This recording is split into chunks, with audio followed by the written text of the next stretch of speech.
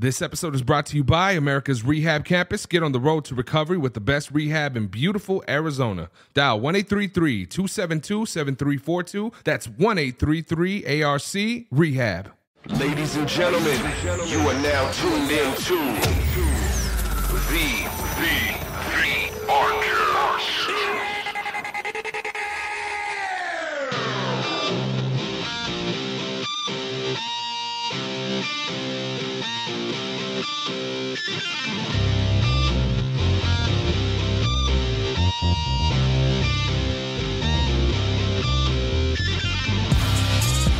I drive a minivan, and girls really like it. My minivan gets 76.5 miles per hour. I can fit 7 12-year-olds in there.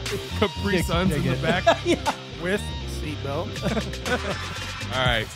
All right. Good afternoon, ladies and gentlemen. Thank you for tuning in to another episode of the ARCast. My name is Buddha. I'm Dustin. And I'm Matt. Yes, and we are here once again. Another very special episode. I know I keep saying this all the time. I got to think of some new shit to say, but you know what?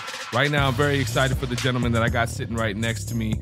Ladies and gentlemen, I want to introduce to you to ARC's very own psychiatric and family nurse practitioner, Mark. What up, buddy? Hey, how's it going? It's going good, man. It's a packed house tonight. Awesome. I love it. How you feeling? I'm feeling good. Yeah? Feeling really good, yeah. Yeah, man. It's a pleasure to have you over here. I know we had to reschedule last time, but I was really looking forward to having you. Oh, yeah. I've been looking forward to this for a while. Yeah, man. I mean, thank you for coming. You're actually episode 25, believe it or not, bro. Man, that's great. Episode 25, man. It's been crazy, but we've had so many people come in here and just, tell us about their testimonies, the things that they've experienced in their addiction, learning coping skills of, what it took for them to get clean, what it took for them to get sober. And being in the field that we're in, I know you've got some interesting stories. I know you've got, an interesting background. So let's start from the beginning. Are you from Tucson? Actually, I'm not. I grew up in Pennsylvania, the Harrisburg area. It's about 90 miles from Philly. Okay. And I went to college in my 30s, so I moved out here in 99. So I grew up in Pennsylvania and moved out here at the age of like 36. College in the 30s. Back to school. Remember that movie? Wow. Yes. Rodney Dangerfield? Oh, yeah. Oh, yeah. Great. All right. So you spent most of your years in Pennsylvania before you moved down here? I did. Yeah. I did. How was your childhood growing up? So it's interesting. I remember bits and pieces of my childhood, but I do remember my father left the family at about age of 11 or 12. So basically at that period of time, both parents were alcoholics. So when you're 11 or 12 left to your own devices, you kind of know what comes out of that. I mean, you have no supervision. So Did you play sports? yeah, so I was always really good in sports. I was kind of the sports head, basically. I smoked a lot of weed, 13, 14, 15, but I was also good in sports. Yeah. So, so I enjoyed both of them, actually. Yeah. Is there, did you excel in school? Like, Actually- academics, stuff like that? I mean, you are, the field you work in, you got to be pretty smart to be in that. Right? Yeah, that's a good one. Thanks, Matt. No, I think, so interestingly enough, I have two beautiful daughters, but I always tell them when I graduated from high school, there was about 510 kids in my graduating class, and I was like 495. So I barely graduated from high school. Wow. Yeah. That's a shocker. It wasn't interesting to me, Yeah. I mean, especially, at that age, and like you said, having free reign since about 11 or 12, we kind of do our own thing and use it as a social device. That's what, high school was for me. Right. Never took a book home, nothing. Just managed like a 3.3. Yeah. But, I'm no Einstein or nothing, but. Yeah, man. And I mean, getting into this field, it's not like they teach a lot about everything that goes on in the mind in high school either, in any of the schools, you know what I mean? Right. My wife was telling me that they got to do like dissecting of animals and all this stuff, and I'm like, I never did any of that. I never did any of that stuff just because I was always... They did it, you just didn't. Yeah, they did it, but I didn't, no. At least I wasn't taking them home. Yeah, Right. there you go. So when you first started smoking weed, were you drinking too, doing other stuff? Yeah, so... When did you know, like, hey, I like this? So I remember, this is one thing I remember vividly, is when I was 7 years old, there were 5 boys in my family. I remember my father sitting us all down and pouring us all, like at 7 years old, he's pouring us glasses of beer. And I thought, oh, this is the greatest thing in the world. But then when you're 20, blacking out and getting DUIs and stuff, it's really not that great. But after high school, I actually did a fairly smart thing. I went into the Navy for 3 years, which, kind of straightened me out a little bit. But I mean, in the Navy at 18, you're allowed to drink in the clubs and all that stuff on base. So drinking was still a big part of my life. And, weed also. But, in the military, they do drug screens and all that. So it was more alcohol at that point in time. Got caught a couple of times with weed in the Navy. They bust you down in rank, but, you stay in there. Did get an honorable discharge, which was nice in early 80s. And then after the Navy, I started working in restaurants and tending bar and waitering and all that kind of stuff. So that's kind of a haven for, we're just alcoholism, addiction, it just goes hand in hand, basically. Now, did you have any, growing up, any anxiety diagnosed with ADD, any of that kind of shit? I was never actually formally diagnosed, but I definitely was an ADHD type kid. I mean, I would start multiple projects, never finish anything. Always, could be walking around, have something in my hand and looking for it, so it's, I mean, definitely some ADHD, anxiety, but, back in the 80s and 90s, I mean, that wasn't really diagnosed, people just dealt with it and moved on.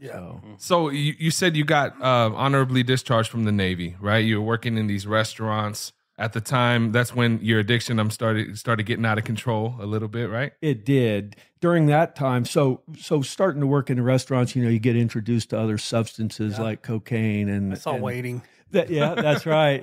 So... Goatsing. Yeah, I started I started doing that a lot, And so during that period of time, and my younger brother was diagnosed with leukemia. Oh, man. So during that period of time, I was in the height of my addiction, using cocaine, alcohol, whatever. Basically, I was, I would take anything. If you said, this will do that. Garbage pail, Yeah. If you said this does that to you, then I would do it, no matter what. So, one thing that I actually can talk about now that's hard, for a long time, I wasn't able to talk about it. But, during that period of time, in the heart of my addiction, my brother was dying of leukemia, and I was stealing his Dilaudid and injecting it. Oh, wow. And, the guilt later after getting sober, the guilt of that, stealing your brother who's dying medication, that was a hard one. Yeah. I can imagine. Yeah. So I was kind of circling at that time, and I decided to go back in the military at 26. And so I went in the Army this time.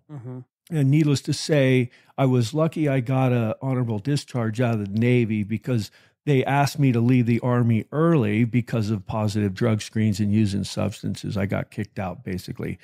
I guess the saving grace there was because I already had an honorable discharge in the Navy, they were not able to give me anything less than an honorable under general conditions. So I got out honorable, but it wasn't actually, if I wasn't in the Navy, it would have been an other than honorable or bad conduct discharge. So do you think that you got into the military or went back to the Army because of like the structure they provided? That's the absolute reason why I went back. I was basically grasping at straws to try to figure out what the hell can I do to kind of get my life back on track. And that was what I could think of to do. So you went into the Navy at 18 and then got out at 22. From 22 to 26, you tried to live amongst us in society and then decided, hey, I need some more structure again. Military is, where I need to be.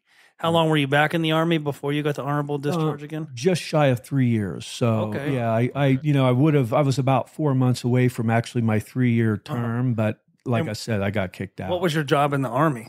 So in the Army, of all things, I was a military police in the Army. Yeah. Give me that weed. Imagine that. Yeah, I'm not even, to this day, I kind of think about that. I think that was an interesting choice. I'm not really sure why I did that, but I did. Mark the MP. Yeah. That's funny. So you get out and you're 29, and then what does Mark do? So I got out of the Army, and because of the reason I got out, because of the substances, I got out and they sent me right to a 30-day program at a VA hospital in Pittsburgh. Okay. So I went through this program. I wasn't ready. I mean, I was just going there basically for a vacation because the Army was still going to pay me while I was going through the program. So I went through, it was actually a 28-day, went through that and then got out of there. And I actually lasted about, I think it was 88 days. I was trying to get my 90 and 90. But I remember thinking to myself, cocaine is my problem. I don't have a problem with alcohol. I can drink, I'm fine. And needless to say, you start drinking, and next thing you know, you're looking for the stimulants. So that was always the case with me. So. Yeah. I mean, it's that whole rationalizing, right? Hey, I can still do this. I'll just cut this out. Yeah. Hey, I'm gonna eat my burger without a bun. Yeah. Shit like that. So after you got it, how long was it before you decided that, hey, I'm going to go into the medical world? So that's an interesting segue there. So I lasted 88 days. But let me back up a minute. My brother was sober for 3 years at that time, right? And I look at my brother and think that he's a freaking gutter drunk. I mean, he was living in the woods in a lean-to, and he's sober now 3 years. And I thought, man, how the hell can he do that? So I remember I was using really heavily for 3 days. I was basically up for 3 days, so you can imagine what I was doing for that time. Yeah. And I remember in the morning, I thought to myself, I just got on my knees and said, God, I can't live like this anymore. I don't want to be, this is not what I want to do. And I remember I called my brother who worked for the state of Pennsylvania at that time, and he said, I'll be there in an hour to get you. Because I had a bed at the VA hospital. I said, I have to be there by 2. So he said, I'll be there in an hour. So I sitting there and I thought, well, here it goes. I had a 6-pack of Budweiser and a pint of vodka. I knew it. Like right there as I'm sitting there, I knew in my head, this is it. This is my last, drink. So, of course I drank it and went to the VA, it was 21 days. That program was 21 days. And what they had there was, you could go to a halfway house for a couple of months, and it was in Allentown, Pennsylvania. So I went to the halfway house for another 2 months, so that's almost 3 months. And then you were able to stay there for another 2 months, get a job, and then stay there. So I pretty much did 5 months of structured environment, meetings, and all that kind of stuff. Because I thought to myself, well, you know what? It took me this long to get here. I don't care. You tell me what to do. I was willing to take advice and say, you tell me what to do because I'll do it. Yeah. And I was ready at that time. Yep. Really quick before we go into that, I wanted to just touch on a couple things from your childhood again. I know you said that your dad, and your mom separated. Was there any addiction in your family that you remember from a young age? Yeah. So both of my parents were active drinkers. So my father was an alcoholic. Interesting. So when my father left, my mother always worked full time, supported the family basically and drank full time. So that's why we were left to our own devices at home. I mean, we had no supervision at all. So. Okay. And then with your brother, did your younger brother, the one that was sick, did he end up passing away? He did. He passed away. That was a rough one. But, when you're in the midst of that, the substance use and abuse, all that stuff gets blocked out. You don't really feel it, But luckily, the second time I went to rehab, I had a counselor there, and one of the hardest things I've ever done was she had me write a letter to him, what I wanted to say, and that was rough. Yeah, that was a rough one, and I buried it, like I buried him. So that was a rough one. Yeah, man. Well, when did you meet your wife? So when I was in that 5-month rehab, right? The 5 months of structured treatment. Interesting thing is back at the VA where I had gone through treatment, they were starting this nursing assistant program for people that have gone through the program. So, of course I didn't have a job. I was, jobless. So I thought, well, what the heck, I'll go be a nurse's aide. So I went back to the VA, started working there as a nurse's aide, and probably within 6 months, I started thinking, maybe I should take a couple classes. And to back up, I didn't even contribute to the GI Bill. I thought, I'm not college material. Yeah. I just thought there's no way I'll ever go to college. So I started taking classes at 30, and even had to take high school level math and English and things like that because I had just dicked around in high school and not done anything. So I started taking classes. I took a couple classes at a time for about 3 years, accumulated a year's worth of credits. And then I was about 3 years sober at the time. And then I went and got my bachelor's degree in nursing in Williamsport, Pennsylvania. That's amazing, man. And did you notice a difference from high school, having issues with paying attention and doing the school, to when you got back into college? Was there like a different hustle, a different grind that you had at that time? There wasn't a difference as far as the paying attention thing, but I was really motivated. There was nothing that was going to stop me from, achieving the goal, of getting a degree.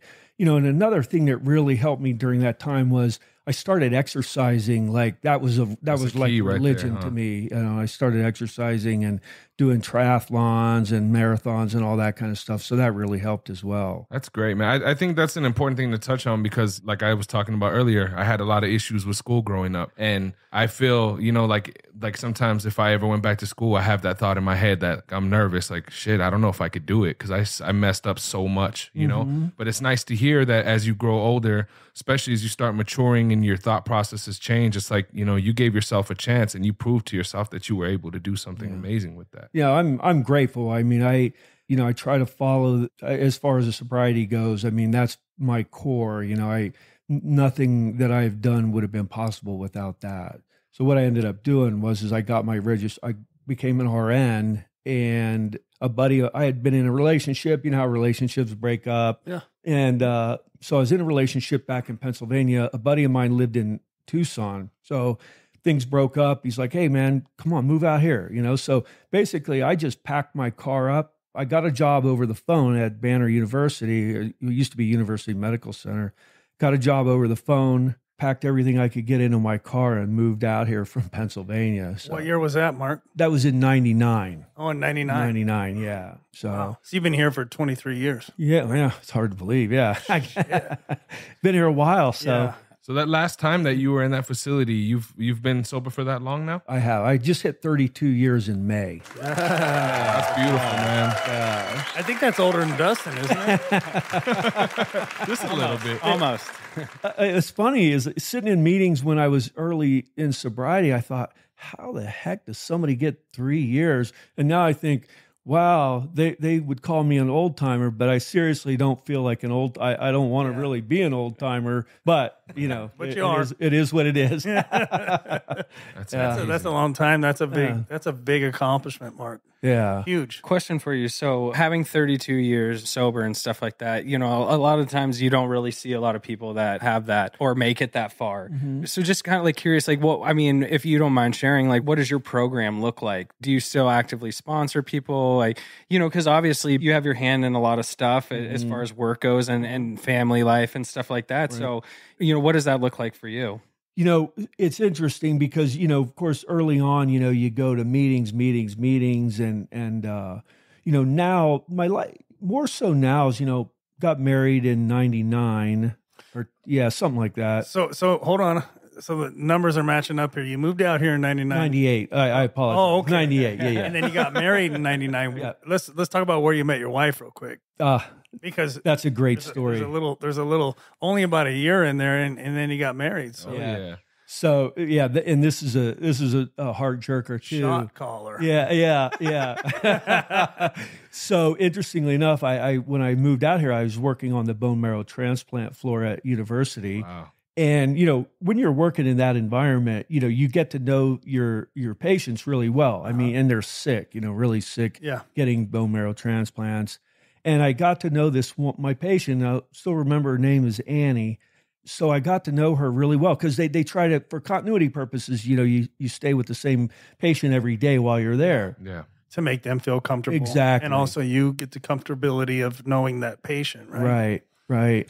So interestingly enough, I remember Annie being persistent saying, my friend, she's single, you're like the same age and all that. So she was very insistent about introducing me to her best friend. Mm-hmm. And, of course, I'm a guy, I'm like, that sounded great, and all that.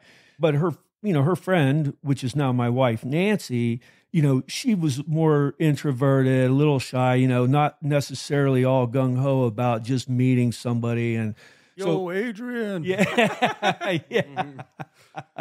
So ended up when she introduced us one day, and the following day, Annie went into a coma and hemorrhaged in her brain. And it was almost like that was her last will, was to get her best friend, set up. And, so we started dating from then. And, I was 37, she was 36. We didn't, we weren't young bucks. So we got married like 11 months after we met. So that's crazy. That's cool. That's crazy. Were you driving that caravan? Did you drive today at that time? She still has me, and I, with van or no van, bought it fresh off the lot. Yeah. No, that's a cool story. Yeah. I mean, how fitting that the last day she introduced, and then the next day she was no longer, right? Yeah, that's just crazy. That's some fate. Yeah, right. I don't believe in. There's no such thing as coincidences. Yeah, I don't believe that either. And it's interesting that you say she's different. She's very to herself, because I feel like opposites attract. There's always that one crazy one. I know I'm the crazy one in my family. Yeah, I definitely married up, that's for sure. So did I. Man, it's crazy to hear that story, because like he said, fate, things happen. I'm sure, does she play a vital role in you staying sober too? And I'll allude to what Dustin asked me earlier. I mean, she drank a little bit, not much. I mean, she's not an alcoholic or anything like that. Okay. For a short period of time, she drank, and luckily, I still remember, even at 32 years, I remember living at my mother's at the age of 29, sitting there thinking, I'm not going to live this life anymore. I can't do it. And I still remember that very clearly, and that's one thing that keeps me sober. I still go to meetings, not as much as I used to. I don't really sponsor people. If they ask me, I'll say, you can call me anytime. Mm-hmm. I don't really sponsor people, but I know for a fact that keeps me clean and sober. Yeah.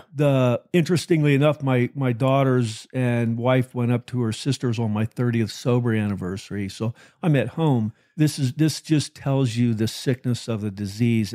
At 30 years, for about 10 to 15 minutes, I seriously was thinking about drinking. Man. But luckily, I knew what to do. I got on my mountain bike shorts and went out mountain biking, and it was gone. But that just shows you that little devil in your head never, ever goes away. That's just nuts. Yeah. Now, your outfit, is it spandex that you wear on that mountain bike? I mean, this is about honesty. It's the loose mountain bike shorts. Is the ass cut out of them? That's awesome. So getting into this field, when you were going to college, when did you go back and get the psych part added? Because I mean, up until the time you got married, you were an RN, correct? Correct. Yeah. Correct. And so you went after. That's right. And got your psych service. Yeah. So in 2013, I decided to go into a family nurse practitioner program, which it's a 3-year program. So I got my family nurse practitioner and practiced, with Banner and, in internal or family medicine. I did that for a couple of years and then started working at the U of A in the asthma center. So once I started working at the U of A, I actually did my psychiatric nurse practitioner for free because I worked for the U of A. So during that time, I did the psych part of it, which I've had now for about a couple of years now. So. Man. Yeah. And for free. Yeah, my wife's now at no more school. I'm like, well, hey, what the hell? I'm trying to play catch up here, So that's so interesting. And you still work with the U of A too, right? I do. I work as a psychiatric nurse practitioner at Campus Health. So we see students, in crisis, manage, depressant medications and things like that. So I've been at the U of A now for almost 8 years. Man, you keep yourself pretty busy. Yeah, yeah. How has it been for you in getting into this field, being able to help people? Do you feel like you've made a big impact in people's lives? I think the thing about this field that I really like is, and people relate to it, is you've been there. People say, oh, you don't know what I'm going through. Well, actually, you know what? I actually do know what you're going through. Mm-hmm. Yeah. So I think that, and when you see, when you go see people in detox, not always, but most of the time I can tell if somebody really wants to get clean and sober or not. Because I was there. So I know, and if I'll spend any amount of time with someone, if I really sense that they're genuine, I'll spend hours with them to try to help them. So. No, it's different when you have walked down that road. Absolutely. And we've talked about this before in the podcast of how people who have never had to go through using and the addiction side, that they just don't get it, and don't understand that it's not just, hey, just quit. Fuck. I tell myself that every night when I went to bed and every morning that I got up. I don't want to use today, but I end up using. It's not that simple. And I think if it was that simple, then we wouldn't have this epidemic and these issues and these problems, and it's a tough one. I mean, I wish they made a green pill and a red pill. I would take one if it said, hey, you'll never have that urge to use again. Or it's not even mainly about the drugs and alcohol, but just about the stupid fucking mistakes and choices we make when we are using that really just kind of take us and just shred us, any kind of dignity, any kind of humility, any kind of like honesty, all those things like that we want to be. That addiction just strips you of it, and it's out of all the diseases, it's the one that tells you that you don't have. If you have cancer, you know it. Right. And there's medicine for it and treatments for most of them, right? Yeah. There's no saying, hey, I don't have cancer. It's here on your thing, right? But we like to tell, I don't have a problem. And it's interesting to me to hear you talk about on your 30th anniversary how you had that thought in your head for just a little bit, like, man, I could do this. I had 30 years clean. Like, it sucks because you would hope that with 30 years that voice wouldn't be there anymore. And let me take a guess. You were at home by yourself. That absolutely. Right? Yes. We are our worst enemies. That was the correct answer, sir. Hey, who's this calling? This is meth. I want you to smoke me. Sure. I just said no many times, like every day after I went on. No means yes. Yeah. Heck yeah. And you also touched on another thing too, is you said you put on your tight ass shorts and got on the bike ride. You know what I mean? That's right. And it's so important when you get those thoughts in your head. It's so crazy. Just to give you guys a little bit of a story, there was an ex-client that I ran into at the gym that I work at, and for some reason he popped into my head this morning. The moment that I woke up, just randomly popped into my head. And when I went to the gym this morning, when I went to the gym this morning after we were done, man, I got into the pool and he was there and we started talking and he was telling me that, his wife's going out of town that they're going to be going to another country for about 6 weeks. And he goes, but I can't leave for 2. He said, I can't leave for 2. And, I'm so used to having my baby boy around me and getting him ready. And she's leaving with him to the Philippines is where they were going. He goes, I don't know what I'm going to do, man. Like he didn't want to tell me at first, but we had the conversation and it ended up going to the point where he was like, do you guys have any meetings or anything that I can go to? Cause I'm afraid to be by myself for 2 weeks. Because I can only fucking work out for so much, But it's weird how, like you said, fate, things work themselves out. He popped into my head and I ran into him. And all I kept thinking was, all right. I've never gone to the gym to swim. Oh man, it's outdoors. It's beautiful. It's heated. In the middle, it's all cold. Public pools and shit like that just give me the jeebies, bro. You weren't chosen for a reason. I guess. Human soup. Human soup. Yeah, I don't even gross. I don't even like getting in the damn ocean, really. Dude, on a side note, you know what's really gross is we were talking about Vegas the other day too. I love going to Vegas, and my wife was telling me that they did like a test of the pools from Vegas. Oh, yeah. And that they had so many traces of E. coli and it's worse than toilet water. Dude, that is so horrible to me because I used to love going to the I can just see Buddha in his Speedo swimming around. Banana hammock, yellow, highlighter. Don't you know I produce music? Living la vida loca. Yeah. Oh, man. That's another life, all right? That was another life ago. So I heard, Mark, you talk about your 2 daughters. Yes. So does your daughters know what you went through and things like that? And do they struggle with anything? Or they're older, right? They're all in college. And do they struggle with any kind of addiction? The nice thing, Matt, about that is, I don't get into some of the gory details about where you were or whatever. I do. They know, though. They know that, neither of my wife or I drink, and we have never drank around them. Wow. So I don't, I don't go into gory details, but they know. I mean, one thing I tell them, my older daughters, senior at the U of A studying nutrition science. great. And my younger daughter just went to NAU, and of all things, she's doing criminal justice, which I can see her doing that. Watch out, Buddha, hit it. Yeah, there you go. But luckily, you know, I try not to be overbearing about this substance stuff. They know, you know, without a doubt. I tell them, I said, I don't care if you take 100 Ubers. Said you never get in that car and drive, even if you've had 2 drinks, because if somebody hits you, it's you. You're on the hook. Man. So I think I've drilled it into their head enough. Yeah. No, my son and daughter were just back. My son's in the Navy, and you know, they were overseas, and he's just turned 20 in August, but of course, you know, he called me when they hit port in Greece and Italy and these places, and I'm like, what are you doing? He's like, oh, we're going to the bars.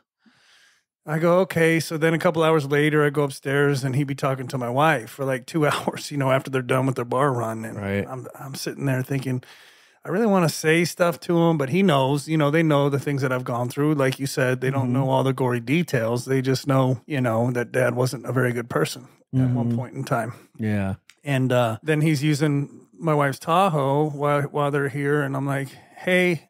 And I felt stupid about saying it. And I'm like, you know, I know you're going to go hang out with buddies and stuff, but you drive after drinking, I'm going to whoop your fucking ass. He's like, Dad, why do you even say that to me? I would never do that. I seen what you did, and I don't want to be anything like that. Right. It kind of like smashed me in the face. Yeah. But it's the fucking truth. But right? you know what he's thinking exactly. And I was just thinking like, that's my boy, that good. Good, you know? man. That's and, great. But anyways, you know, I mean, I just feel like hopefully what they saw me go through, they won't want to experiment and do that. I know my daughter, she's older, she's 23, but man, to get her to, you know, I see her order a glass of wine or drink or something. She drinks like 2 sips and then she's done. I freaking hate people like that. I do too. I used to be that on a plane, and I'd watch the guy order that little shooter, and he'd pour half in his cup, and it'd be a 4-hour flight to Philly, and it would sit in his pocket, and I'd just be watching him, and I'd be going, that motherfucker. What are you doing? He'd get off the plane with it, and I'm like, you fucking motherfucker. Yeah. What is wrong with you? Man. You know, but no, it's a blessing to hopefully see that, you know, when you see your kids not possess those types of behaviors that I did, it's a very good feeling. You know, I often tell my wife, I'm not the same person that I was back then. Yeah. You know, I mean, I exercise was a huge thing for me. And in 2007, I did a full Ironman Arizona. Dang. You know, 15 hours of exercising, you know, that kind of stuff is what I gravitated towards. Yeah. You know, a couple 50-mile trail runs and things like that. So Like running, actual on your feet, 50 miles. Yeah. So I've done 2 50-milers and a bunch of 50Ks. I've probably not even walked my whole life 50 miles. I cannot stand walking or running. Oh, man. But that's kind of what I did, and that helps me. I mean, I'm not able to do that stuff as much now. I still run, I still mountain bike, but not like that. But Lance Armstrong it. Yeah. You have a U.S. mail. Is your Speedo U.S. mail? Right. It's cool that you could flip that. You could flip that addiction and make it into something like that. All we do is get addicted to something else. Yeah, I love going to the gym too, and that was a savior for me. Put it in my headphones, listen to music, going to the gym. Right, that became where I put a lot of focus on, you know. And it was meetings when I first got sober, going to, like you said, all the meetings you could go to and functions, you know, that I could find that were filled with people that had the same kind of problems I did, right?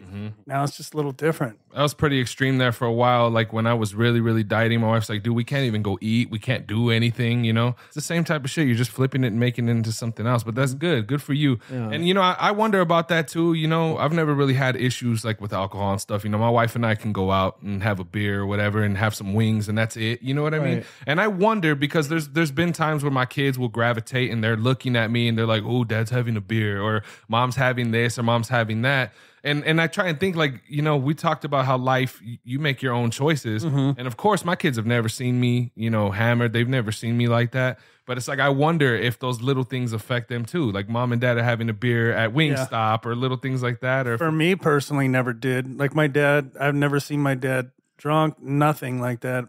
He'll have, you know, a drink with a cigar or something like that, a beer at dinner here and there, a glass of wine, you know, growing up, things like that. They didn't drink like I did or do the things I did. You know what I mean? So that didn't, necessarily affect me. What affected me as a young kid was the peer pressure. I wasn't big on crowds when I was kind of introverted. I love sports, stuff like that, but I always felt like I came out of my shell after I got high and did whatever, then I could like be me, but that in all reality wasn't me. Yeah, I wonder about that sometimes. That's why, you know what I mean? And I hear people that say that their families, they never drank, mom and dad never drank, and then they became addicts or, because they get out in the real world, right? They say they're in your house till they go to college. Yeah. And then they go to college and all of a sudden they're introduced to, hey, we're partying every night. Well, they've never been around alcohol. They don't know, hey, that's not how I saw them using alcohol. Yeah. They'd have a drink at dinner or something here and there. Yeah. I mean, they just are drinking nonstop beers. Why is she upside down? Yeah. What are they holding her on? Oh, it's a keg. Like, why is all these clothes disappearing? I guess I should stay sober so I can remember this night. I have a funny story. So when you get your nurse practitioner, you get a DEA license, right? Ooh, shit, can I borrow it? Yeah. So it was funny because, I had long hair in high school. I mean, I was just like Jeff Spicoli on Fast Times at Ridgeville High. Man. So when I got licensed and all that stuff, there's a high school website, and I put my DEA license number.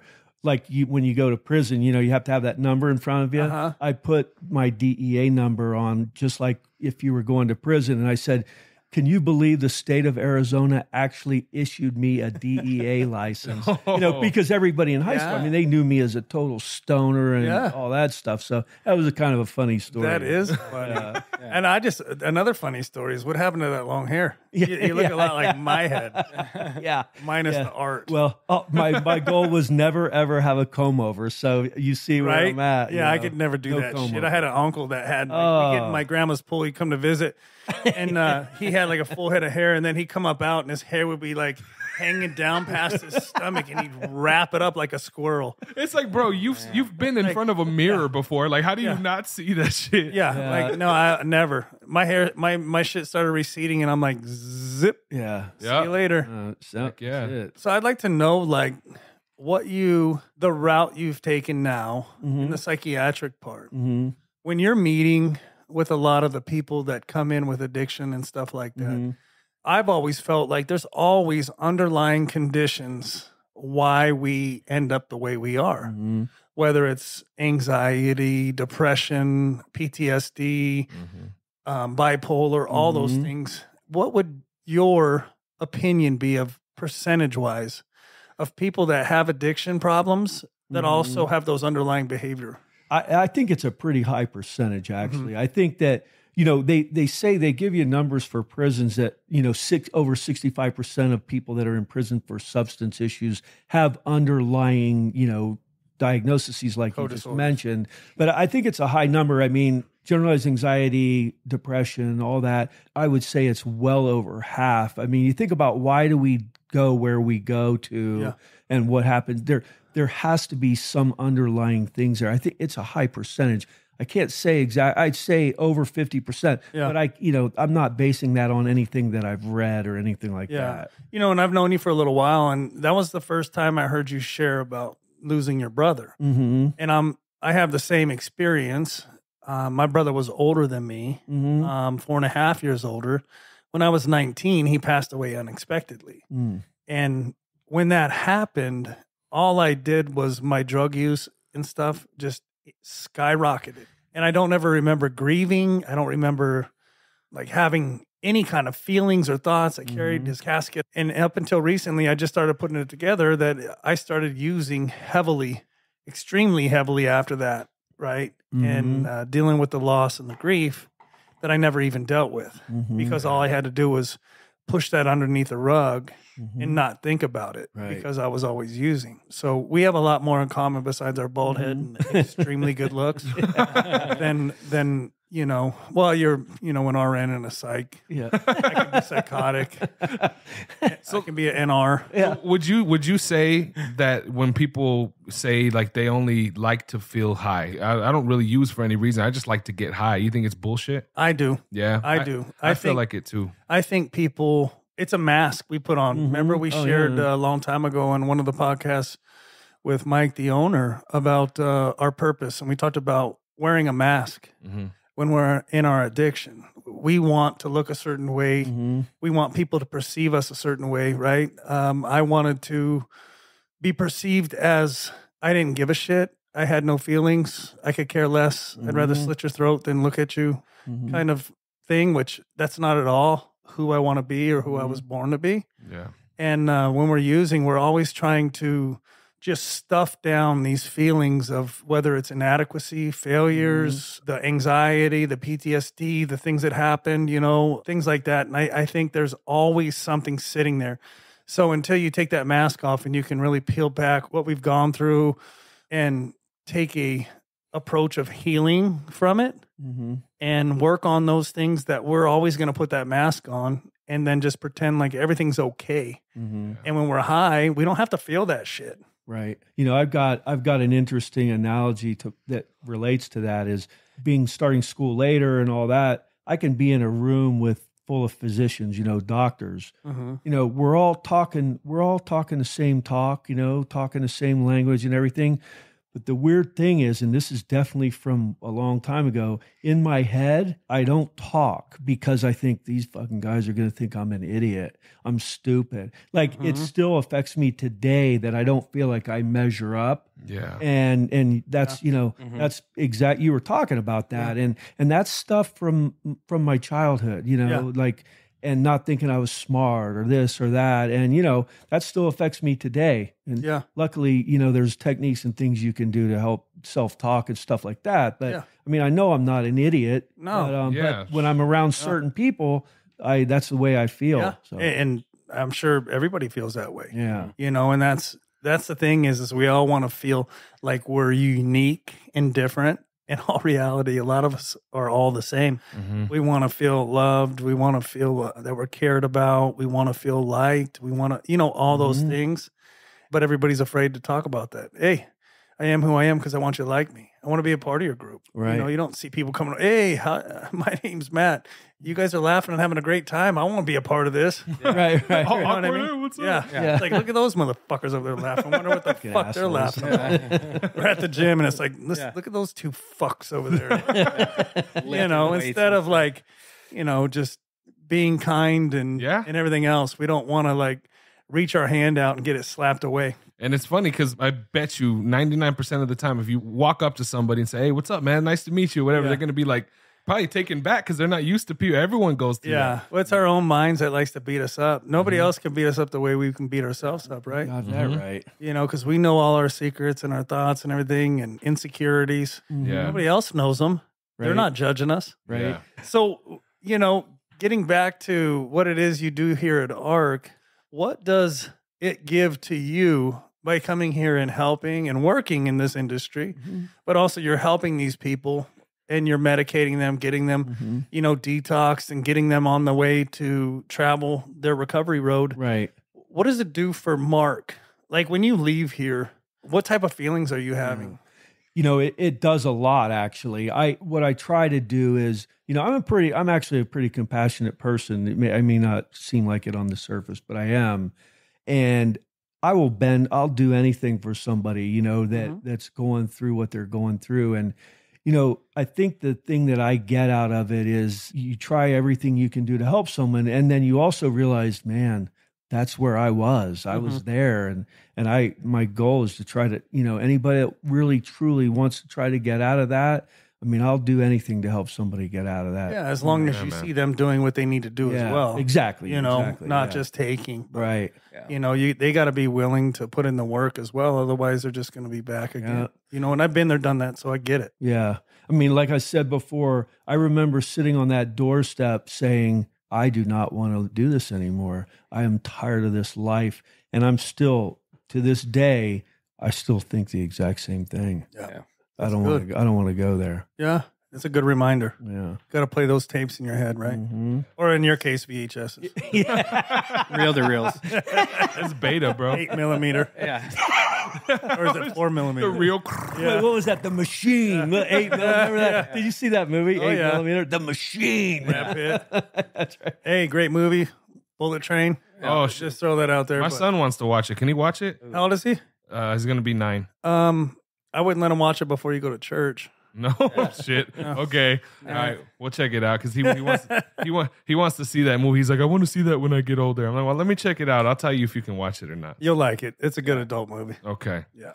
But no, I mean, hearing you say that, I may not seem compassionate. It's so crazy to me, Mark, because even being BHT on the floor, there were times where we lost employees, situations where being on the floor is just, it's not easy to emit that light into someone else's life. Like coming in, that's our job as a BHT, is to be able to light up a light in a dark room, pretty much, for people's lives. So there's been times here, man, where I can honestly say that it's like almost like you pick up on it, where you can tell that I'm going through a rough time. You and I end up having a conversation and we end up spending an hour together talking about some of the things that have gone through. So most definitely when it comes to compassion, brother, I think you're an amazing person. I think you're fantastic at what you do. Being in this field, I really feel like this is, going back to Mike, is the passion meets purpose. Well, I appreciate that very much. Yeah, man. Even when we were doing like the music stuff in the music room, he came through one time, sat there for like an hour, was listening to us rock out, got on the guitars and everything, man. Yeah, no, I played bass 30 plus years ago. Never learned to read music, and about a year ago, I picked the bass back up and started teaching myself to read music and stuff. Yeah. So, Nice. I can't dress up like Gene Simmons from Kiss anymore, but and my tongue is a little longer than his wig. But anyway, no, it's fun though. That's cool, man.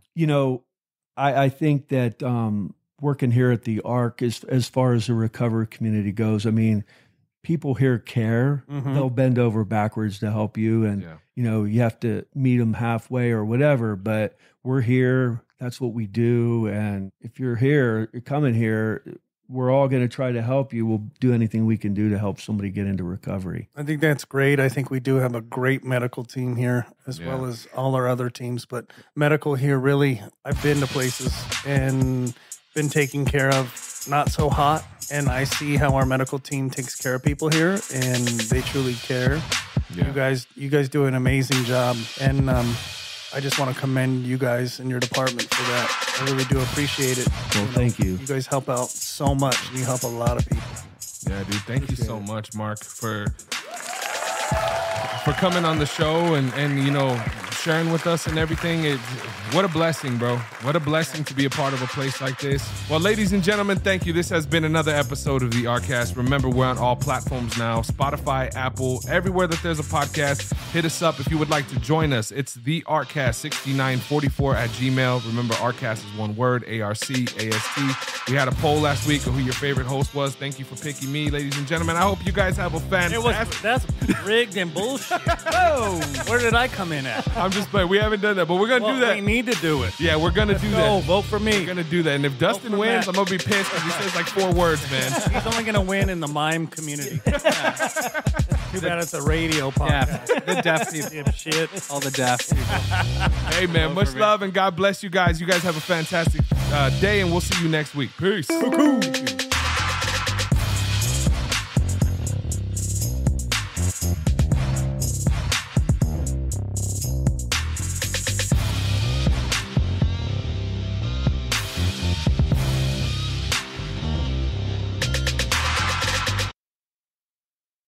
What's going on, everybody? This is Buddha from the ARCast, and I just wanted to thank you for checking out this week's episode. It means a lot, and if you could share it with a friend or a loved one, somebody you need in recovery, or maybe somebody who just needs that little bit of extra positivity in their life, we'd greatly appreciate it. If you would like to join us here on the ARCast, either in the studio live or online, hit us up. The links are down in the show notes of this episode, and on there, you can find direct links to our main website here at Americas Rehab Campus and all of our social media platforms. Follow us. We keep the posts positive and motivational, focused on recovery, health, and wellness. As you know, in this modern day and age, we need as much love as possible, y'all. And as always, if you or somebody you know is in need of substance abuse treatment, please don't hesitate to give us a call. We're open 24 hours a day, and our direct phone number is 1-833-272-7342. Once again, that phone number is 1-833-272-7342. I hope you all have a beautiful rest of your day. Much love and God bless.